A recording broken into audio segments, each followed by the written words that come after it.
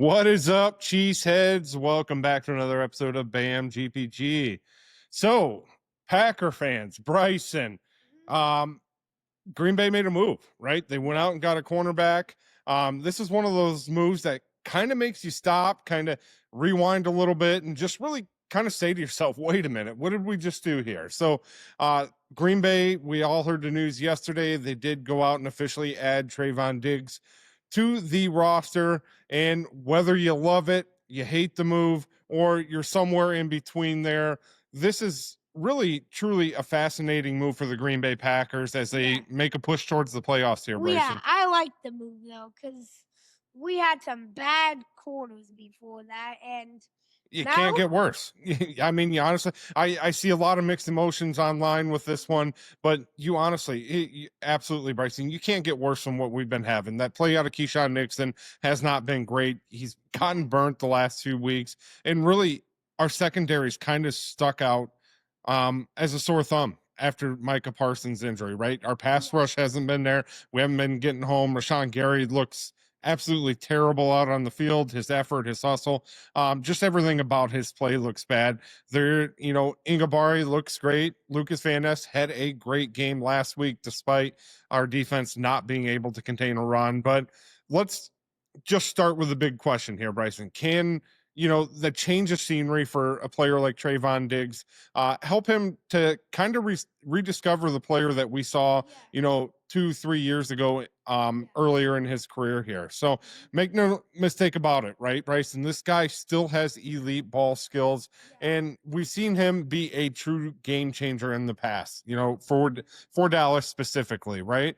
And we've also seen, the past couple of years, I know he's dealt with a lot of injuries coming back from that ACL injury, and so on. We've seen a lot of inconsistency, injuries, and really a lot of noise, kind of the past, over the past couple of years for him, right? And sometimes, when a player, is kind of struggling in their situation, they don't have the talent around them anymore like he did when he had Micah Parsons.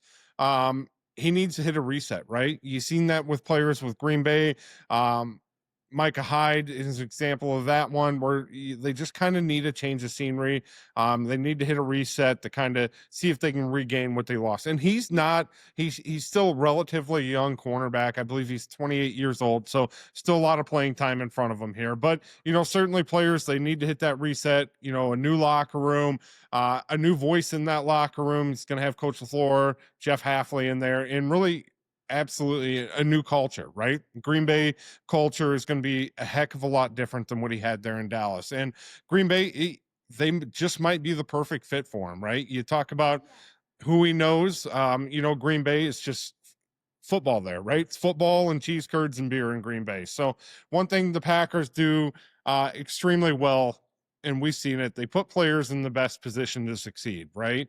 And I have faith, as long as we have Jeff Hafley, that he's going to be able to do that with him. Well, yeah, and I think though he also changed the schemes a little bit to be more towards him. Absolutely. And this defense, as you mentioned, Bryson, they're not going to ask Diggs to come in and be Superman on every single snap. They're absolutely not going to do that, right? He's going to play aggressive. That's kind of his style. But Green Bay's going to have him do it smartly, right? He's going to have to help that secondary, very, very poor secondary right now for the Green Bay Packers. And he's going to be surrounded by a lot of guys back there that truly do understand accountability. It's just kind of the culture there under Hafley and Green Bay's defense, and really a team first football mentality there. He's going to be reunited with some of his former teammates in Alabama. You talk about Xavier McKinney, Josh Jacobs, and then as well as his best friend Micah Parsons. So something that can't be overlooked, I think. Yeah, and you have he has some struggles, but I think it is because he just wanted to get out of Dallas and be with some of his other guys. Absolutely. And as we mentioned, Micah Parsons and Travon Diggs, best friends, that matters a lot more than what people think, right? Football is, a lot of mental goes into football. Confidence absolutely matters in this game, and having your guy, your friend next to you, someone who's going to push you, right? I know Micah Parsons is injured on the sideline right now, but someone who knows you, truly believes in you, it can absolutely unlock that, level. He's already been to that level, but really unlock that talent that you already have there. And, Micah, if we are able to keep Travon Diggs beyond this season and Micah Parsons comes back healthy next year, I don't want to look too far into it because we are approaching the playoffs, but kind of taking a pick or look into next year, you get Parsons back, you get Diggs, a guy like Micah who brings that relentless pressure almost every single play. Players like Diggs, who are really opportunistic, really thrive when quarterbacks are, forced to get rid of the ball quicker into making mistakes. So that combo, if we're able to keep Diggs next year, I'm sure there's going to have to be a rework contract for it to work out, right? But that combo could be dangerous for that Green Bay's defense. And I think we have like the perfect corner too in Valentine. I do like Valentine. I think Valentine's going to be a great CB2. Nixon's got to go. Nixon's not a cornerback. Actually, speaking of that, I have a trade offer for Max Crosby. All right, let's hear it. So, like, with Sean Gary, a 3rd rounder from this year, a 4th rounder from next year, and Keyshawn Nixon for. I would make that trade. I loved Gary going into the season here, but he's just absolutely disappeared. He's regressed beyond what any of us could have anticipated here in Green Bay. And with the salary he carries, I don't know what implications that is. We can take a look in that in another episode as far as dead cap hits. If we do move on from him, I don't think you cut him, but I think he is maybe a player that you can, trade. Maybe, as you said, package something together, you get a player like that, or it's a trade where you try to package some draft picks back to Green Bay, because as you know, we did trade away our next 2 for.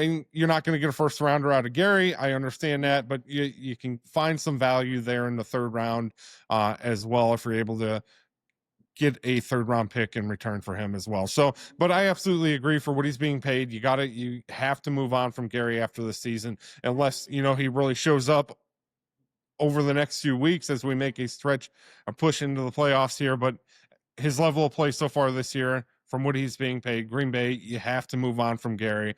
Keyshawn Nixon, again, another player that you're probably going to have to move on from as well. But, for Diggs, again, he's walking in some familiarity. You got Micah Parsons. You got 2 former college teammates in Josh Jacobs and Xavier McKinney as well. So this is Diggs, not just walking into a new team. He's truly walking into, familiarity and true accountability in a town that just lives and breathes football like Green Bay does. So from a football standpoint, Bryson, I think this changes everything, right? You now have a corner who can really take risks and flip games if you put him in the right situations.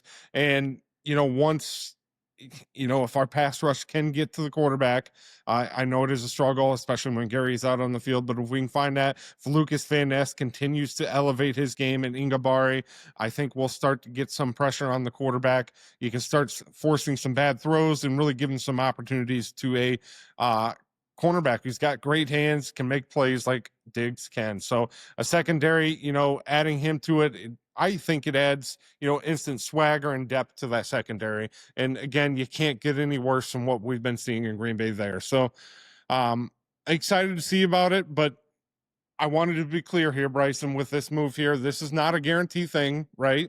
And this is not a sure thing for Green Bay Packers. Travon Diggs he has to stay healthy. He has to kind of buy into that Green Bay and Jeff Hafley defense. And he has to prove it on Sundays or Saturdays in the playoffs, whatever day we end up playing on.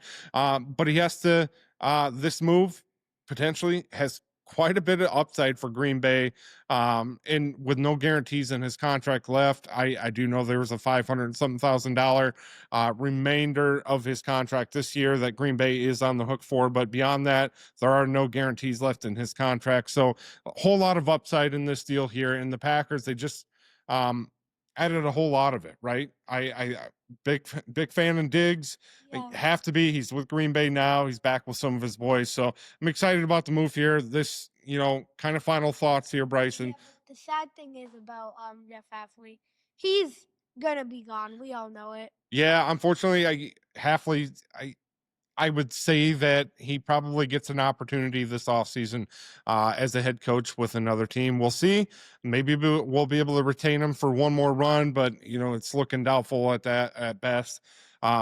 But Bryson, just kind of final thoughts here. This feels like one of those moves that Green Bay, one of those Green Bay moves that looks a little bit risky on paper, right? Just based off his prior performance. But 6 months from now, we could be saying, how did they pull this off? This move could be kind of that fresh start that we need in the secondary, reunited brotherhood with some of his former teammates and his friend Micah Parsons. The defense, they could build identity off this as well. So Packer fans, buckle up. I think this is one of the best one of the best seasons a front office has ever had. Gutekunst has been active, right? They're trying to win. They want to stay competitive. They could have folded over after all those injuries, and accepted being one and done in the playoffs here, but they're not. They're making moves. They're trying to stay active. Again, there's still a heck of a lot of talent on this Green Bay team, both offensively and defensively. So there is still some optimism here with this team, and it's in an NFC field, Bryson. I truly believe is a very, very winnable. There are no true juggernauts in the NFC this year. Every team is beatable in the NFC. All it takes is getting on that one hot streak, as we did in 2010. So anything's possible. Still have a lot of talent on this team here. I'm excited to see what we do in the playoffs. I'm kind of hoping first round of the playoffs. I'm hoping everything pans out well. I'd like to see us playing Chicago. I don't want any other team knocking Chicago out but Green Bay. So there you have it, Bryson. That's kind of our take on this. Super excited. I know there's not a lot of risk in this one, Packer fans, especially with the way our secondary has been playing. A heck of a lot of upside with it. So I'm excited to see what he can do with the Green Bay Packers. And again, a fresh start, it's never a bad idea. So, Bryson, as always, let's go, Pack, go.